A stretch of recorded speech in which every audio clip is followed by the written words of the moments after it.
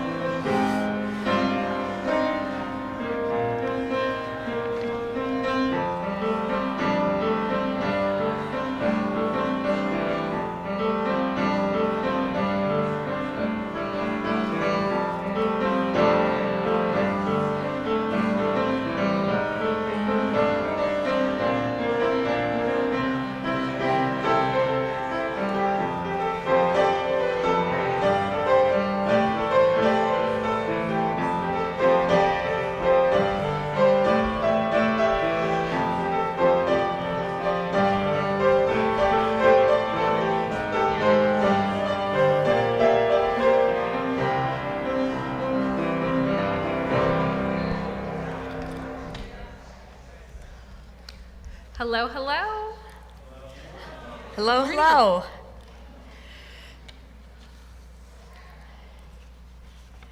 Okay, I'm going to skip the part where it says that service will be started in a few minutes because I have to apologize. My iPad and computer were hacked this past week, so we're sort of scrambling here. So the big thing for this morning is we are going to send the children over to religious education before service today, as we were requested. So if you have any kids that need to go head over there, or we have the nursery open, you guys can go ahead and bring them over before service. And there are masks available in the lobby if you would like them. We're going to get started.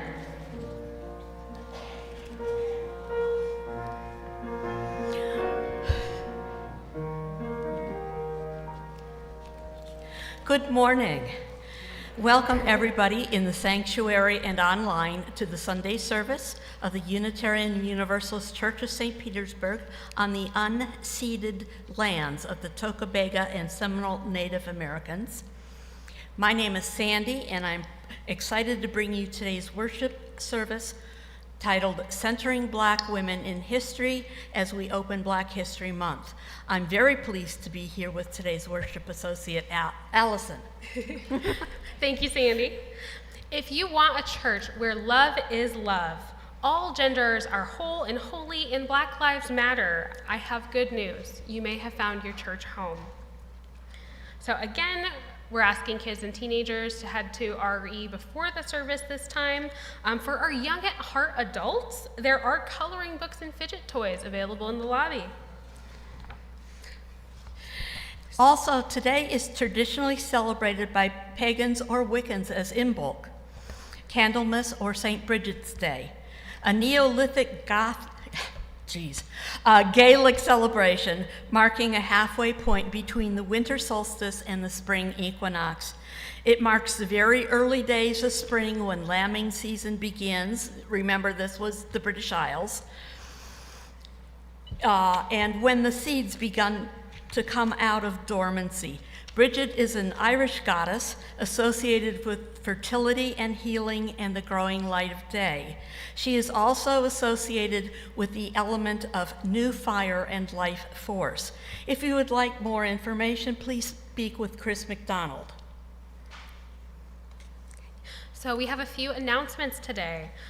The first announcement is Fellowship on Tap is this Wednesday at 6 p.m. at Voodoo Brewing, which is on 220 4th Street North. We don't have a program, just UUs together in fellowship.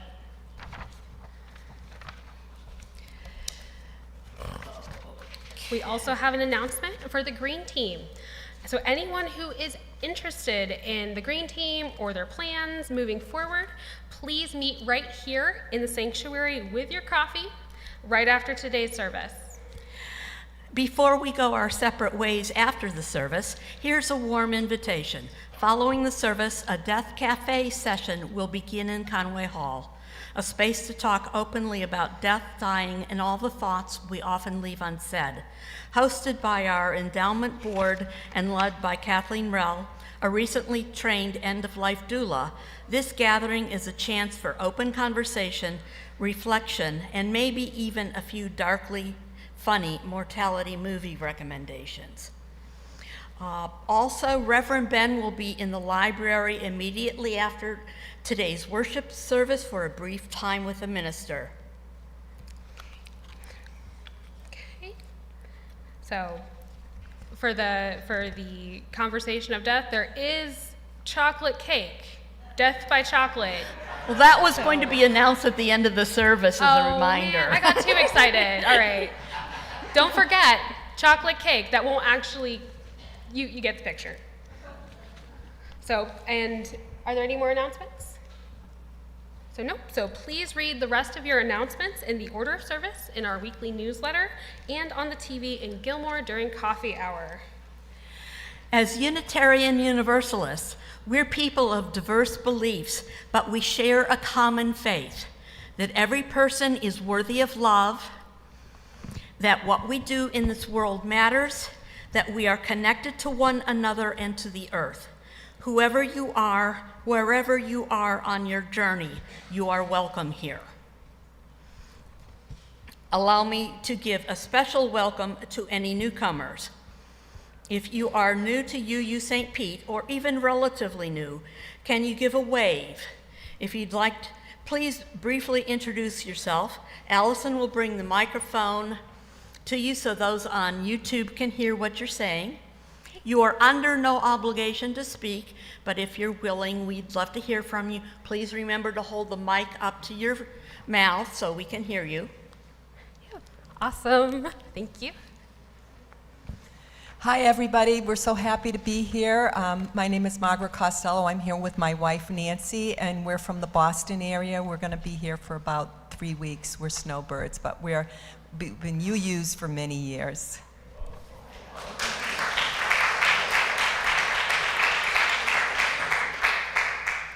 Anybody else?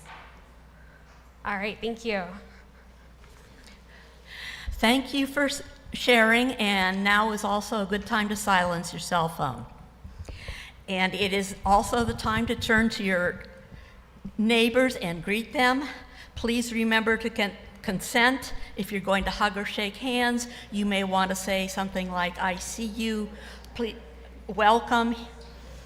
Please join us for coffee and conversation after the service.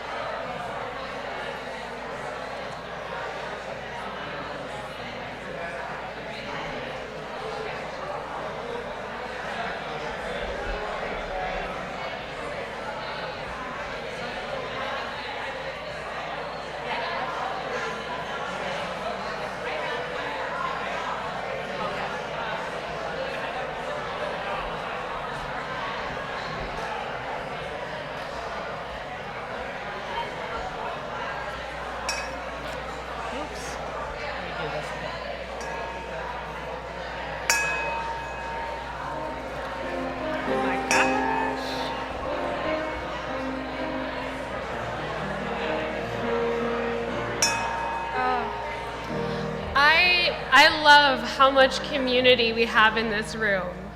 Like, I'm seeing smiling faces, excited to see each other every day. Like, thank you all for being here.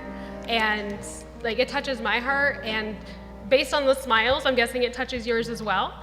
So thank you. Now please rise as you are willing and able for our first hymn, There's a River Flowin' in My Soul, number 1007 in the Teal hymnal. And just a reminder, please remain standing after the hymn for our chalice lighting.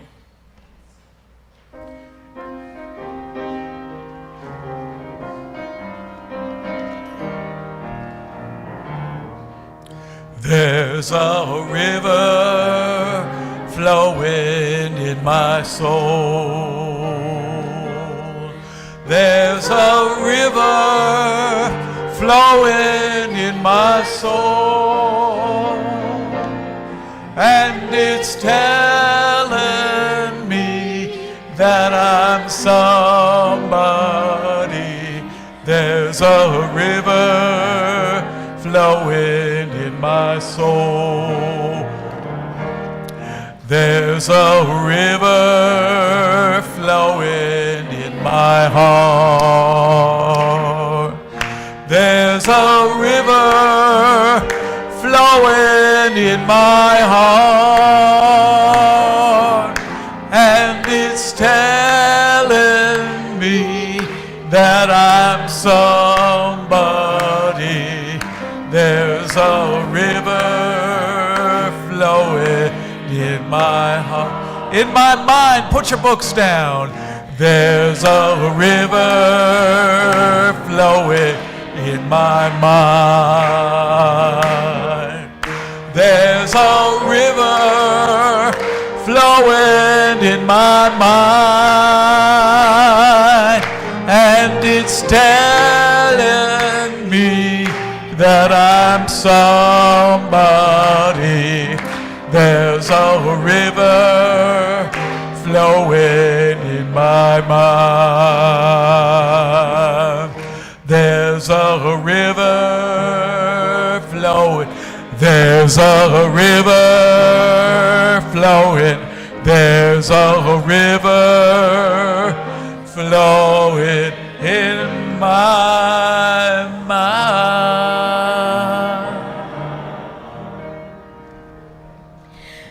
The flaming chalice is a reminder that we choose to focus here together for this time today, and that we believe such time is sacred. When Mason lights our chalice, I invite you to say our covenant out loud. The words can be found within your programs and online. Feel free to follow with the two hand movements, hand to heart, and then hands reaching out like you're serving.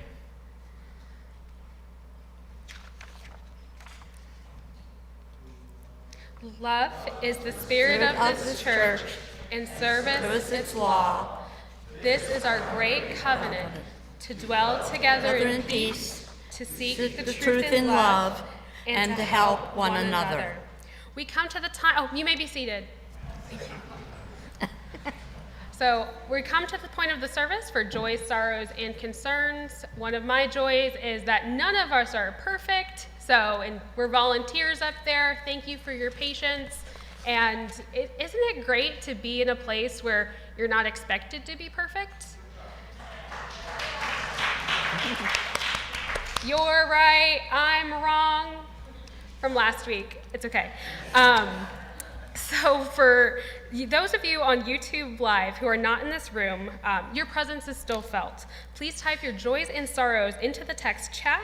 If you have a joy, sorrow, or concern to submit during the week, please write to Reverend Ben at minister@uustpete.org.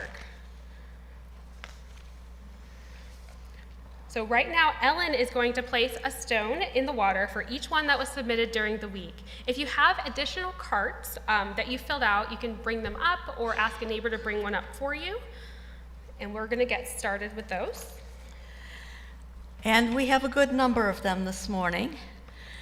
The first one is from James. It's a stone of concern, Dave Cole is having surgery Tuesday to address the obstruction in the shunt system, which is draining the excess fluid from his brain.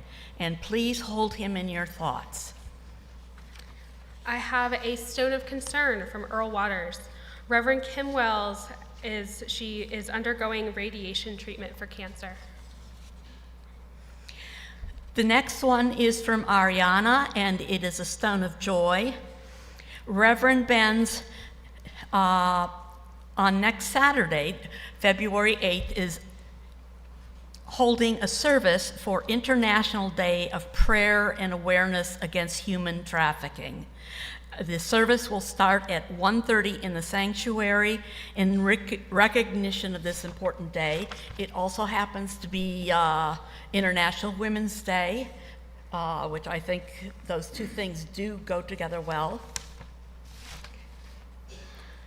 Next, I have a stone of concern from Amy and Will. ICE has started coming into our cities and communities, rounding up people as if their lives didn't matter. Cruelty and fear is what matters most. Next is Eleanor Gentleman, who is I hope I'm pronouncing that correctly. She is a new member, and this is a stone of remembrance for David Gaynor, a longtime member of UU Littleton, Massachusetts, who had a memorial service yesterday. He was one of the pillars of the congregation. Also, please think of him. I have a stone of sorrow from Millie Jones. My cousin and her husband, retired Atlanta attorneys, were shot and killed by their son-in-law at his home in Alabama. It apparently stemmed from a discussion about the possibility of his going into treatment for alcoholism. My cousin's husband had worked as pro bono for the Innocent Project since his retirement in 2009. And we will place the final stone for those joys and one more? Yep, one more. I'm sorry.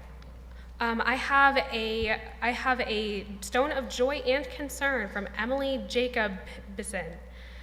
Jacob Bison. Thank you. Emily Jacob Bison.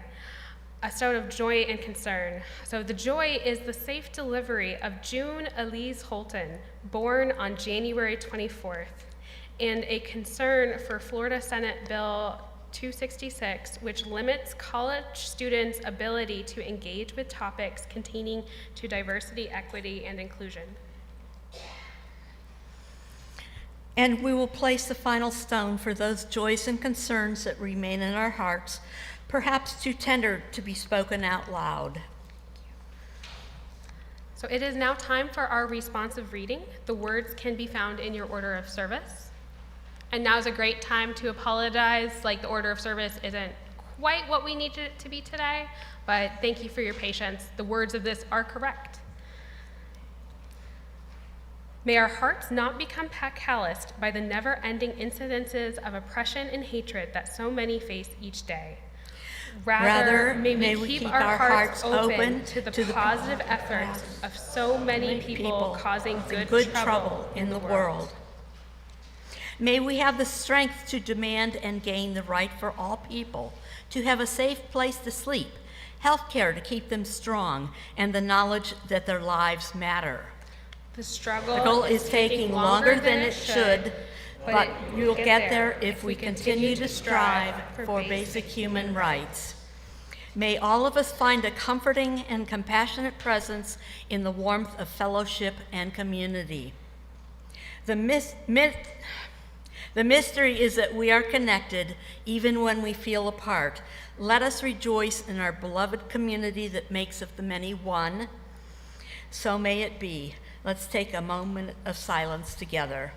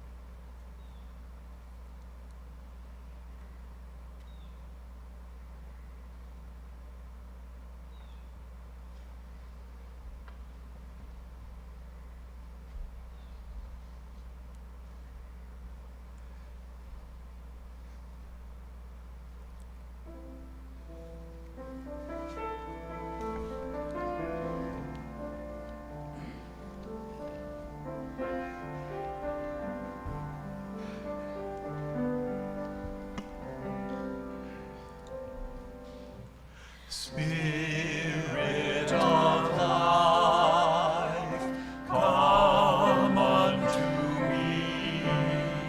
Sing in my heart all the stirrings of compassion.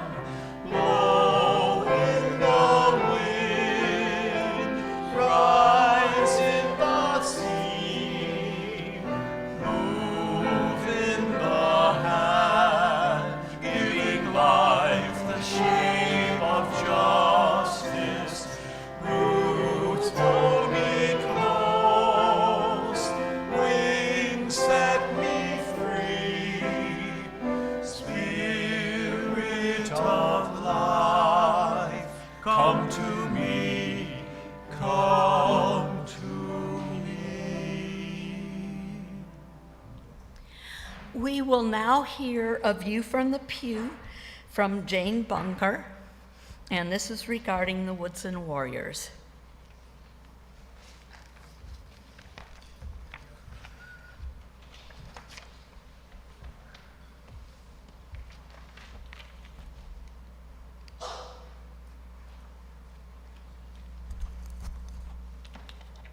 Good morning. I was asked to speak about the Woodson Warrior Scholarship Program this morning, but in keeping with the theme of this morning's service, I would like to begin by honoring an exceptional Black woman living today in St. Petersburg, without whom the scholarship project never would have happened.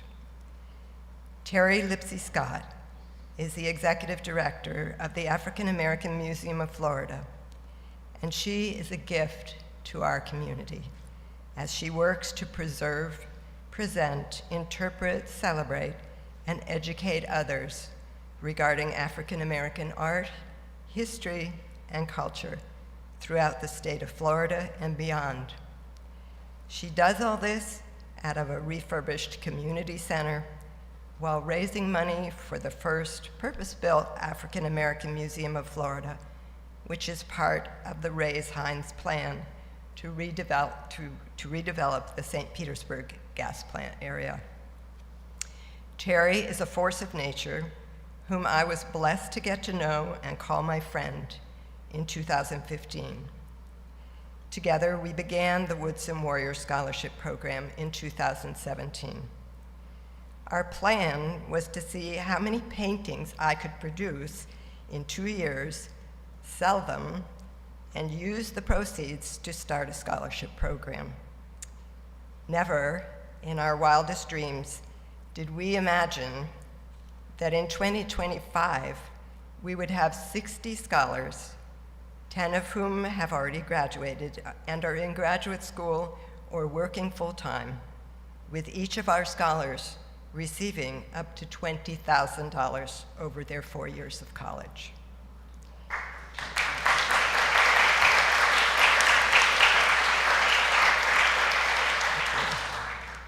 National statistics report that 50% of Black college students don't graduate. So far, all of our first year of Woodson Warriors have graduated, some even in 3 years. This has definitely been an It Takes a Village experience. John and James and my husband Mason have all been donors and are on our board. Many other generous donors from the community have become involved, with donations ranging from $25 a month to $100,000 a year. We've had 2 major fundraisers, filling the Coliseum with 500 people for sit-down dinners featuring Nicole Hannah-Jones of the 1619 Project in 2021 and Brian Stevenson of the Equal Justice Initiative in 2024.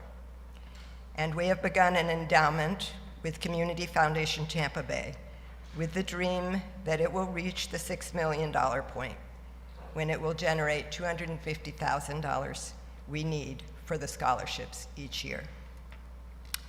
Today, we have a graduate with a full 3-year scholarship to law school, a graduate with a full scholarship to graduate school at Juilliard, a scholar invited to be on the Robert F. Kennedy Human Rights Youth Advisory Board, a scholar who lost her mother and had a baby, has a full-time job, and will still graduate with her class, a graduate who just began his dream job with Sony in California, and a graduate who has started her own photography business. These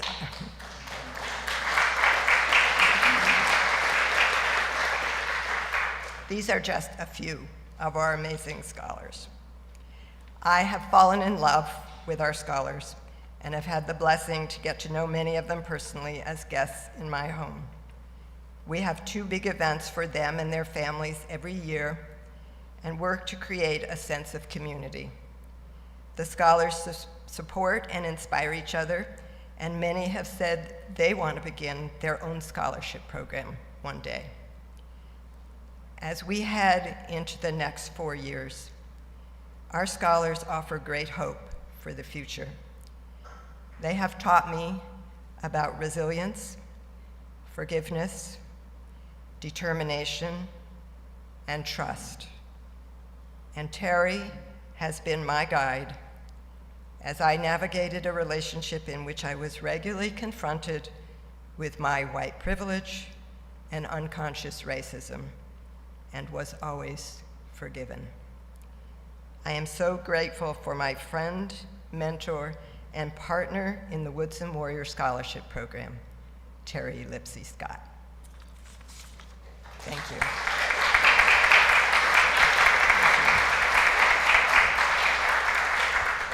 Our second view from the pew this morning is by William Cowan.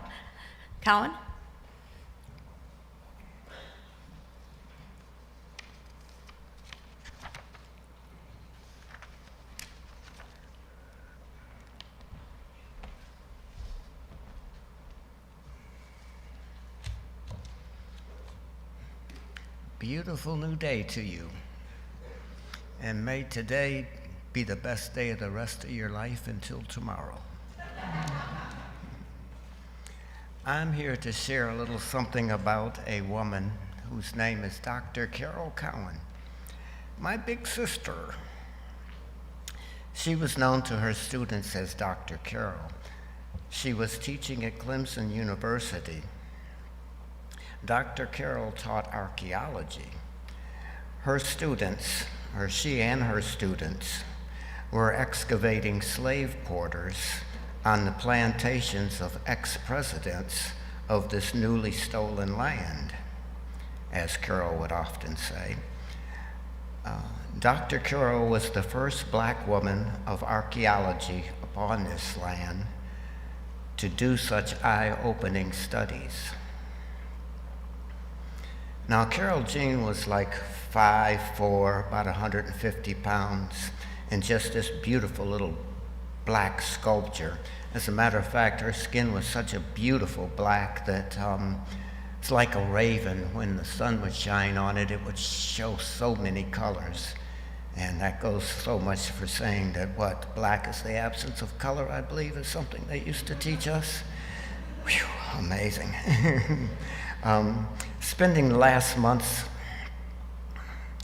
of her being in this space and time brought joy, insight, and light to my life. She went to another plane about 40 years ago. Lupus took her life.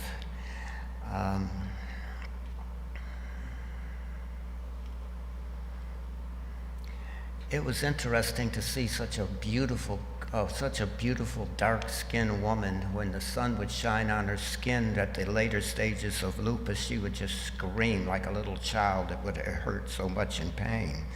I can remember being in her bedroom quite often with her, and the sun was shining, and just a little bitty peep from one of the blinds, and she would just start screaming. The rest of the room would just be totally dark. Her students would set up excavating sites for her to go to, and they would play from sundown to sunup in the last couple of months of her life, or actually the last couple of years. the projects that her students and her were dealing with were excavating the slave sites of the founding fathers and presidents of this country. And what they would find were bones of people and animals all in the same pile. Some had just been, burned like people burn trash piles. But anyway, I really would love to see what she would have done with some of the modern equipment that we have now to be able to check the DNA and see and look into that a lot more, because when you just find a pile of bones rather than bones laid out like in a tomb or a mummy or something. They also found plenty of skeletons where the skin had been removed, which a practice of what do we call black leather was something that was practiced. And many of folks would say, the best shoes I've ever had, they don't hurt my feet. It's the kind of things that were happening. Anyway, Carol Jean was able to teach, as several of her students would say. She taught us loving kindness and how to care more than she taught us anything. I watched one student when she uncovered a pot that she had been playing with for a couple of nights, and she just held it and cried. This was this beautiful little cream-skinned, red-haired woman, and her tears just pouring down her face, and she was holding a pot from or a part of a pot from one of the digs, and she just cried and says, this feels like my mother. And I say that to simply say we all really come from the same place, and my sister always wished for me not to forget that, and to always remember the ancestors that we came from, which are also partly natives of this land. Carol, before she was able to get tenure at Clemson, she had to sue.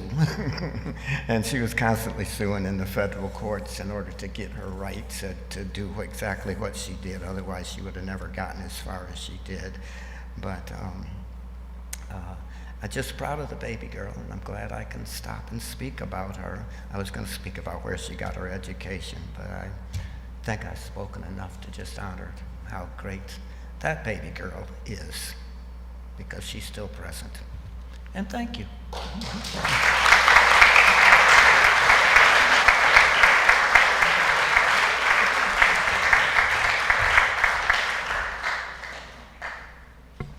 I think it's appropriate to tell you that this afternoon at 3 o'clock at the Carter Woodson Museum, if you don't know where that is, you should find out, because there's so many beautiful events going on there all the time. It's just off 22nd Street, the Deuces, at 9th Avenue South.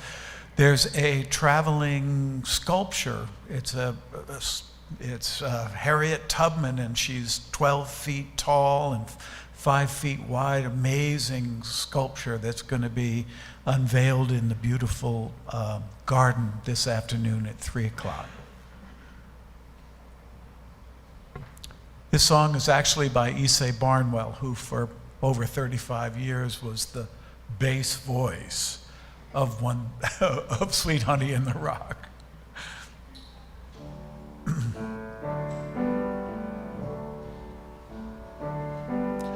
Listen more often to things than to beings. Listen more often to things than to beings. 'Tis the ancestors' breath when the fire's voice is heard. 'Tis the ancestors' breath in the voice of the water's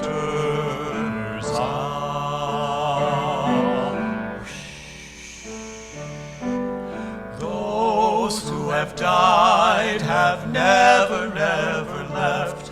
The dead are not under the earth. They are in the rustling trees. They are in the groaning woods. They are in the crying grass. They are in the moaning rocks. The dead are not under the earth. The earth. So listen more often to things than to beings. Listen more often to things than to me. 'Tis the ancestor's breath when the fire's voice is heard. 'Tis the ancestor's breath in the voice of the waters.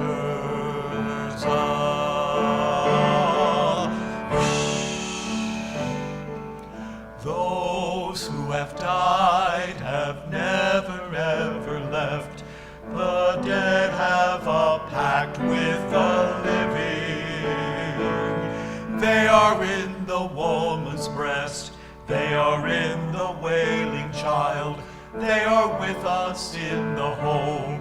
They are with us in the crowd. The dead have a pact with the living. The living. So listen more often to things than to things. Listen more often to things than to me. 'Tis the ancestor's breath when the fire's voice is heard. 'Tis the ancestor's breath in the voice of the water. In the voice of the waters.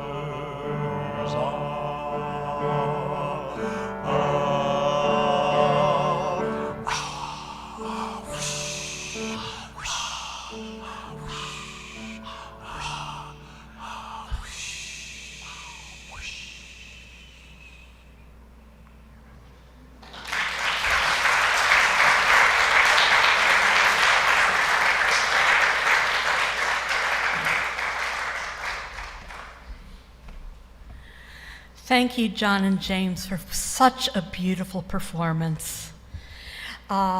First, I need to tell you that I am a women's history nerd, and I use the word nerd very deliberately. I was born too soon to have access to women's studies in college, but I'm also a book nerd, so I have read a lot. I also at one time was a volunteer with a women's show on WMNF radio, where I came across some wonderful music. This also was by a group called Sweet Honey in the Rock, and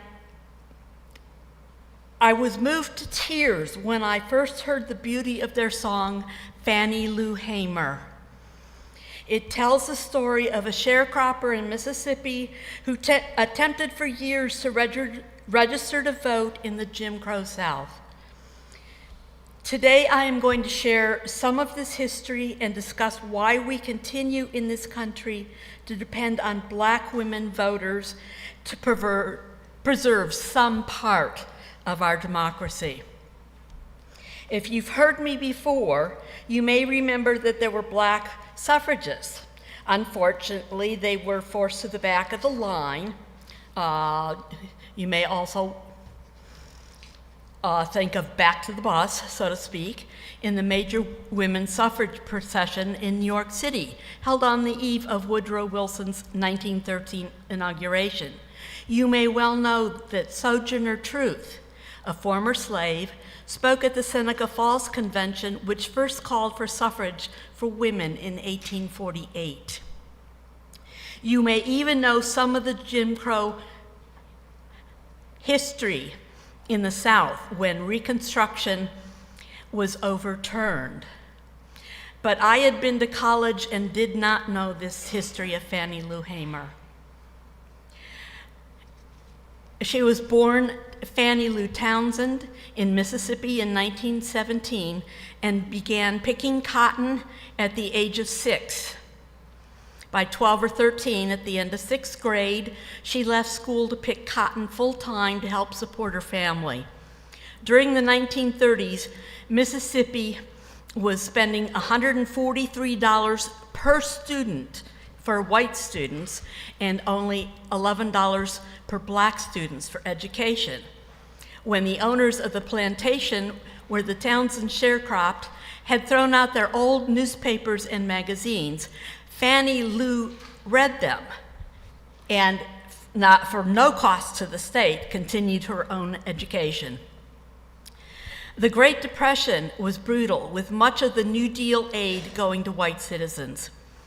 Wages went up during the Second World War, but the white power structure remained, with only 5% of eligible black people registered to vote in 1940. Pap, her husband, and Fannie Lou Hamer lived in sharecroppers' housing.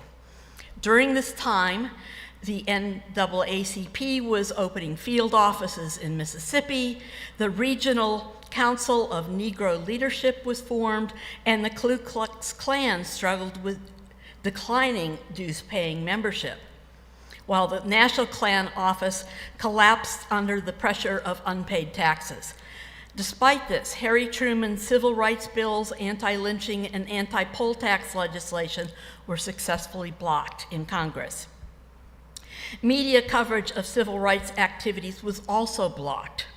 By the 1950s, militant pro-segregationists,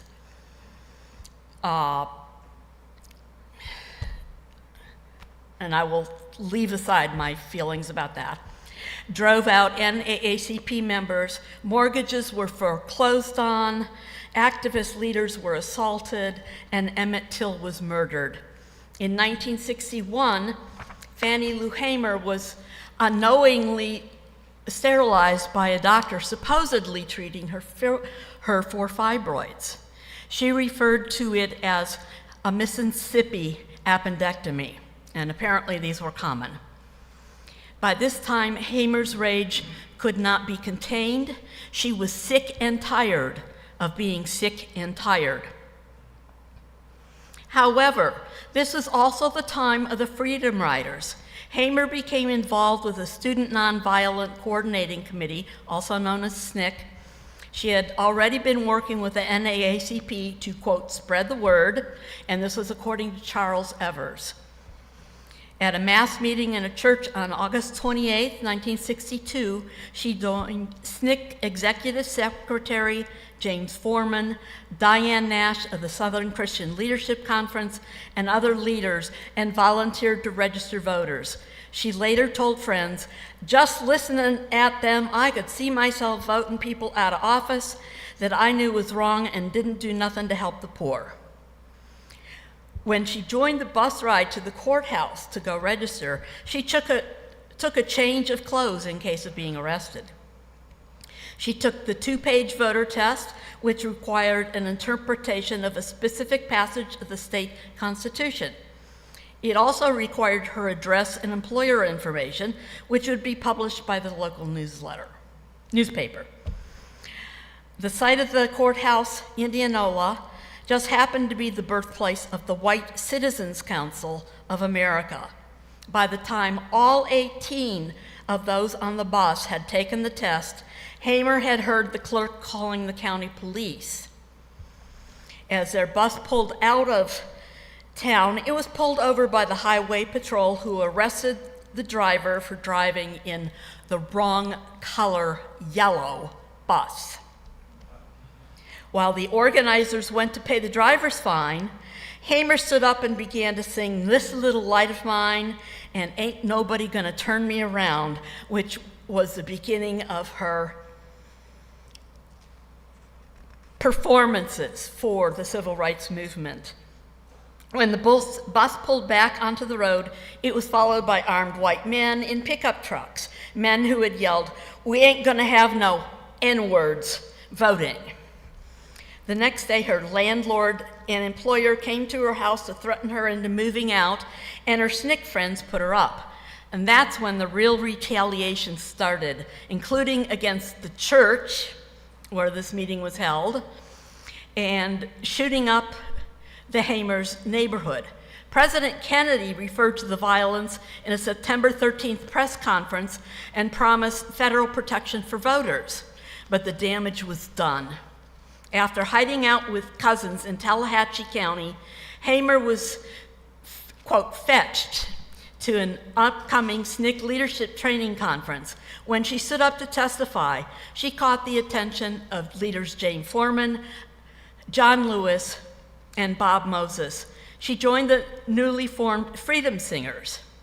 By December 4th, she went back to take the voter test again, telling the clerk she would be back every 30 days She was no longer held hostage by threats of firing or eviction.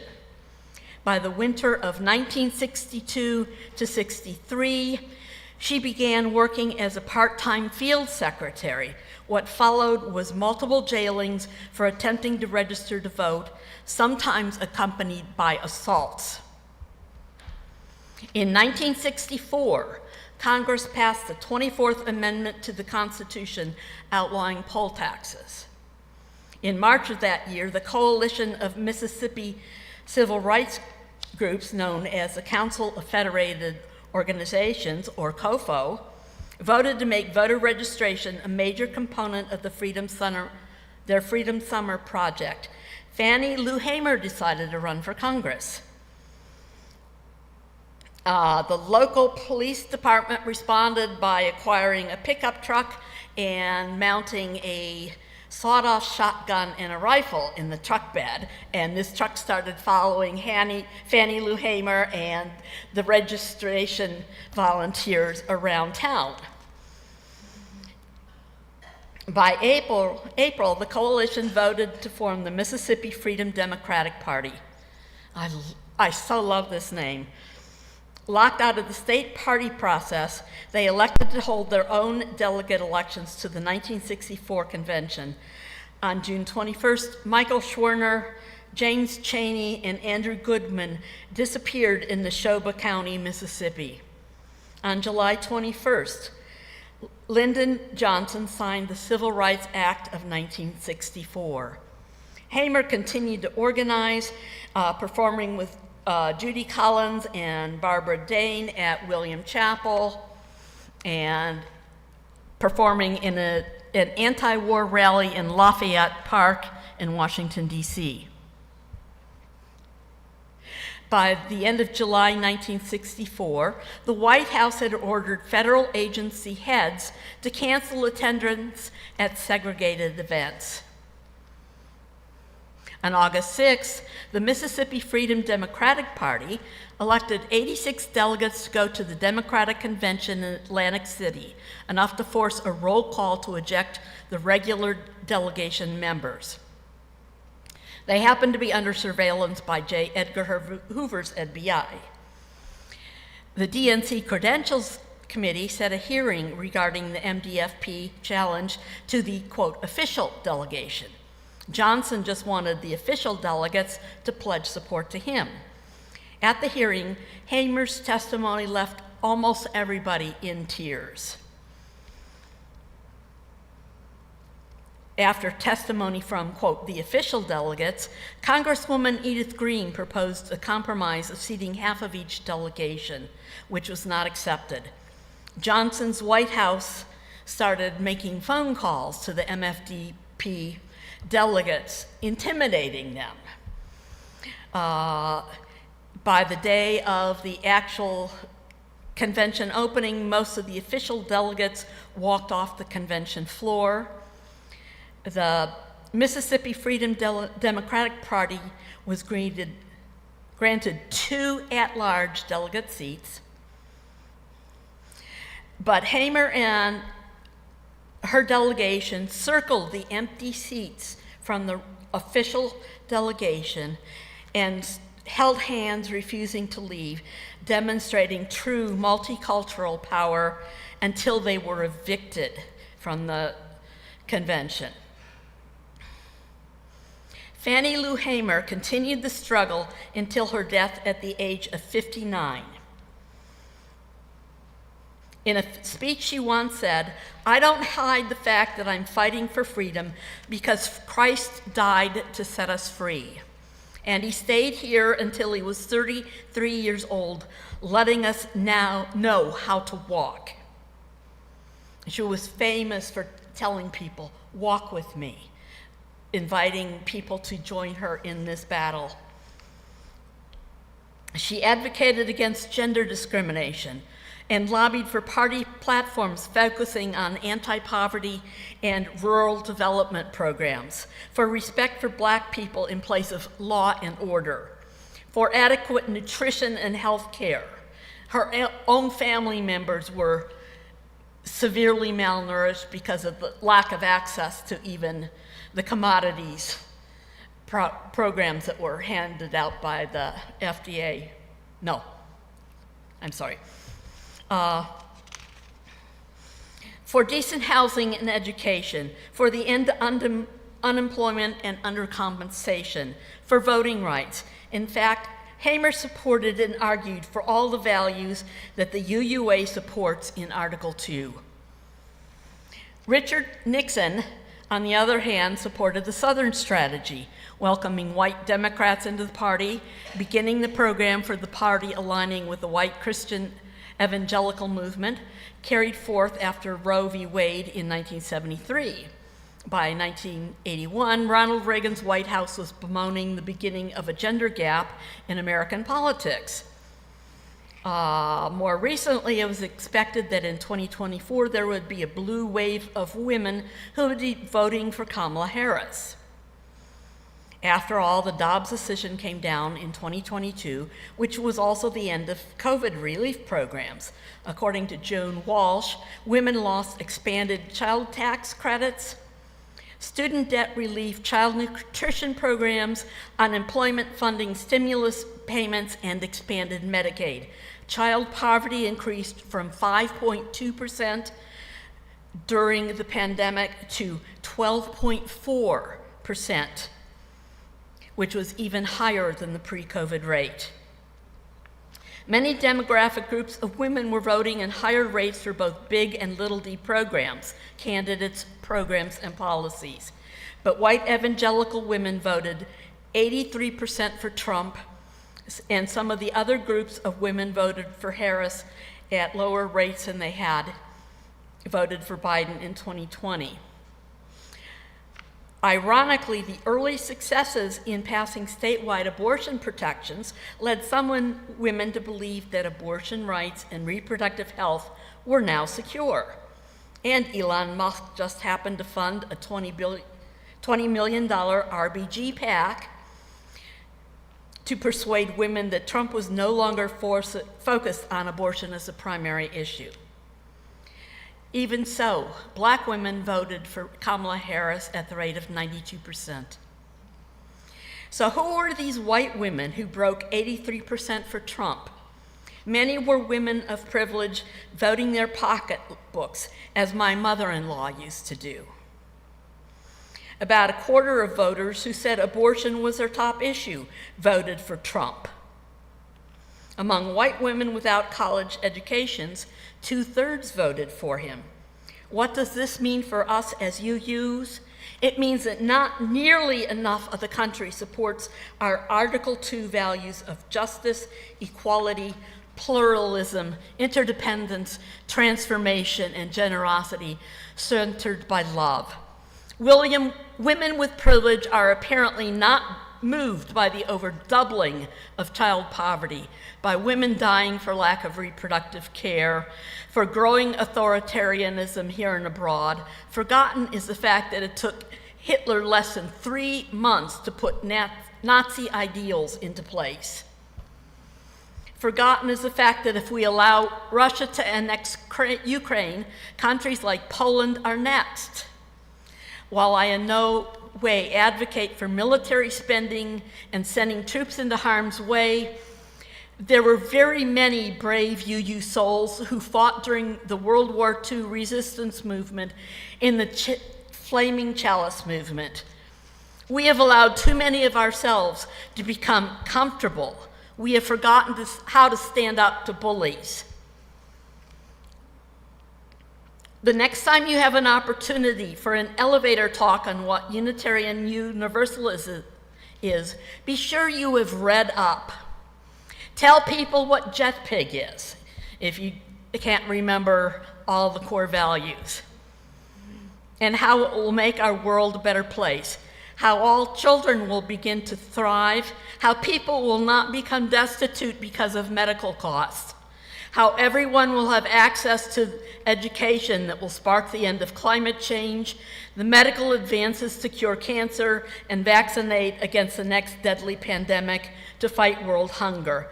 Take Fannie Lou Hamer as your role model, as I have done. Hamer believed in a faith that cared for all of us, even through her anger. Take Fannie Lou Hamer as your role model so we can remake the world in our own images. Amen. Ashe. Blessed be. Thank you, Sandy.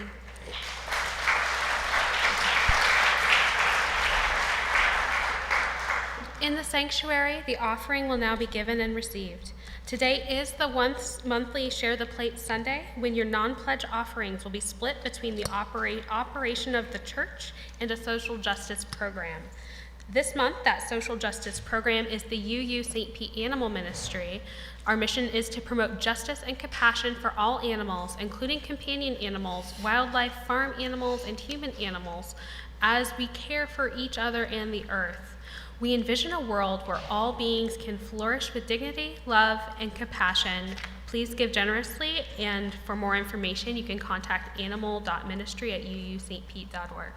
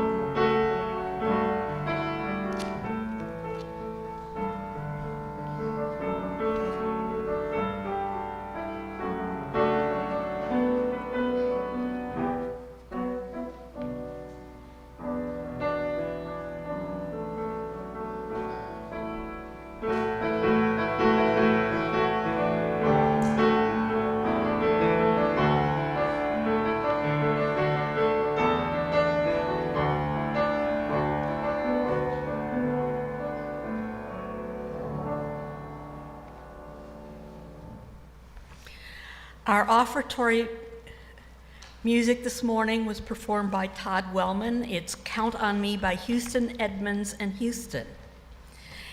And I would like to say that which is received in love, given in love, is received with great joy. Thank you so much. Now please rise as you are willing and able for our closing hymn. We Are, number 1051 in the Teal Hymnal. And in case you don't know, this is also another Sweet Honey in the Rock song. You can tell that there's a theme here today.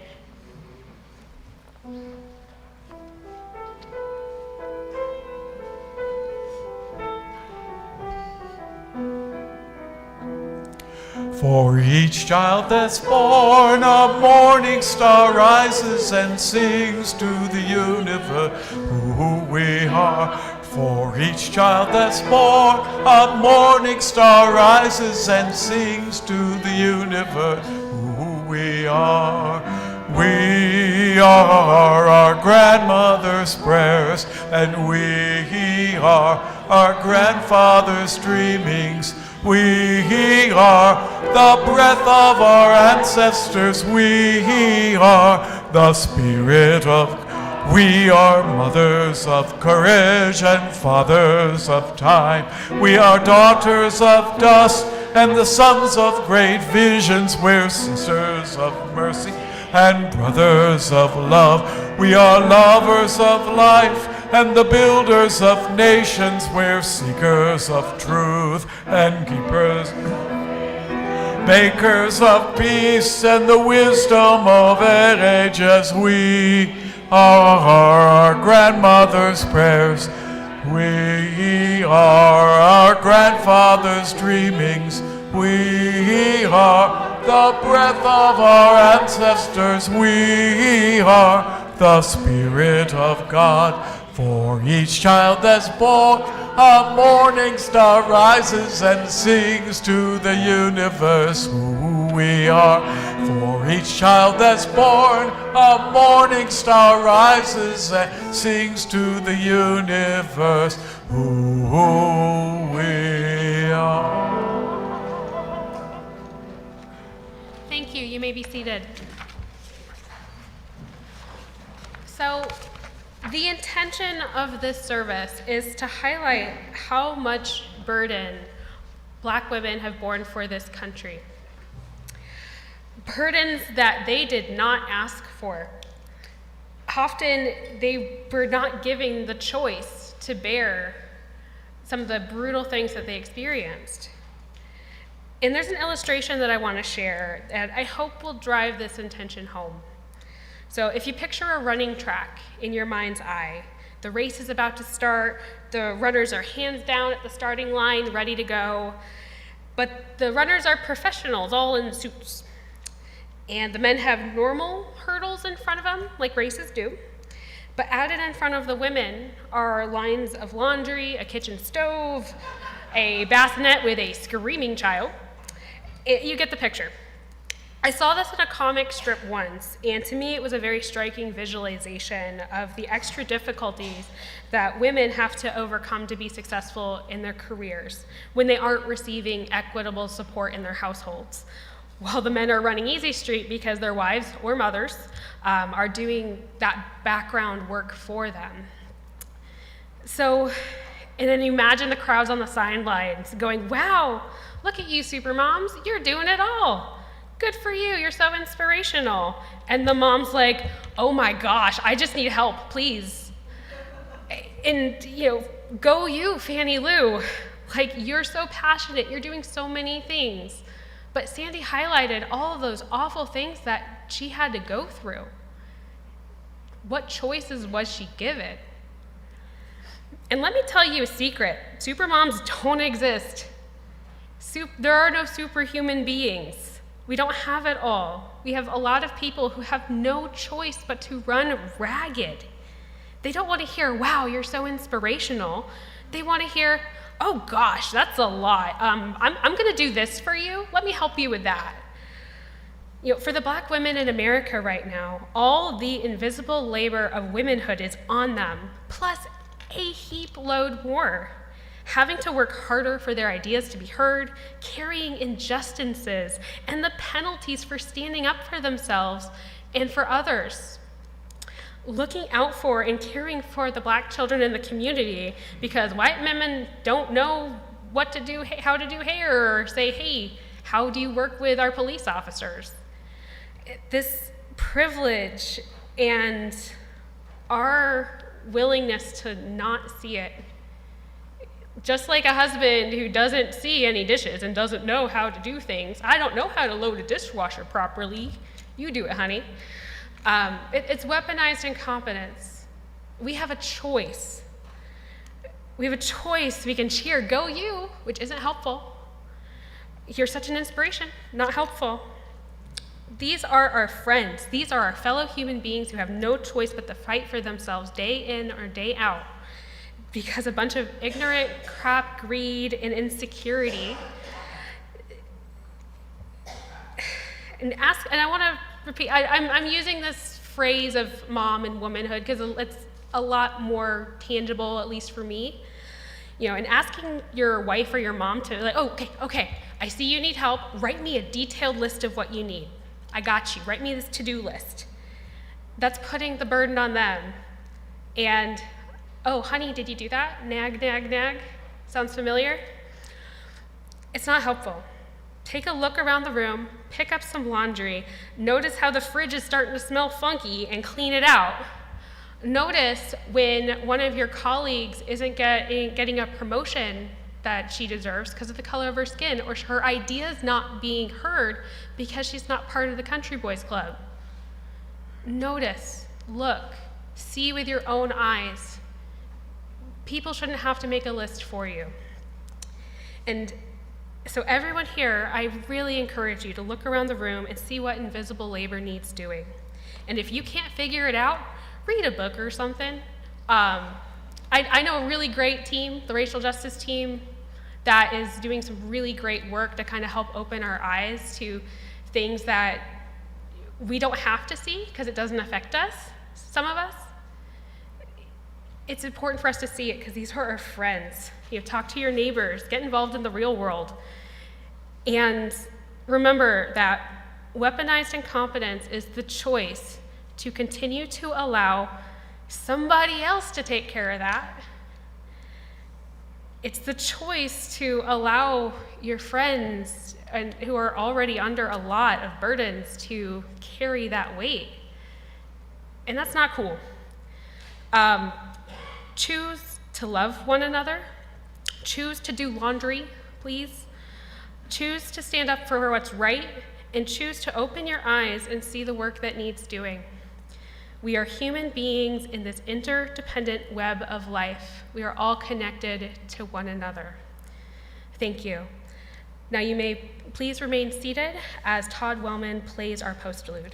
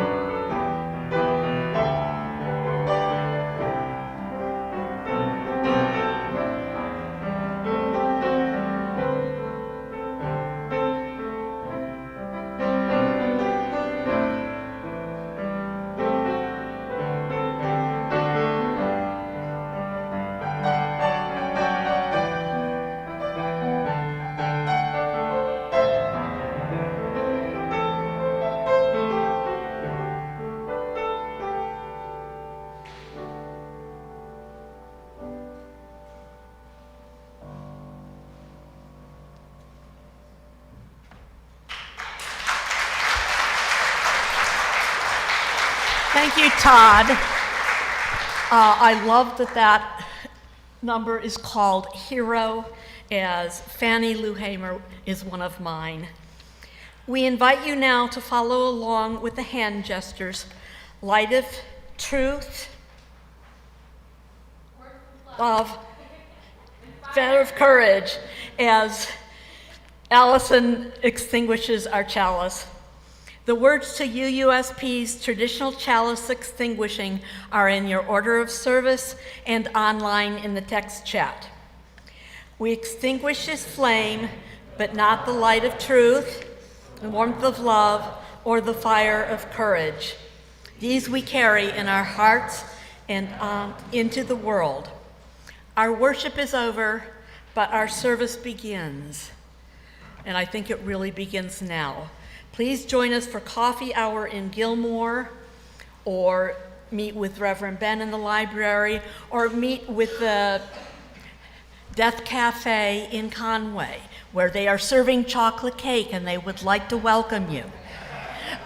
We hope this time together will help you through your week and help you remember you are not alone. And if you don't choose to engage in any of those other activities, just join us in coffee and conversation. We'd love to speak with you. Thank you.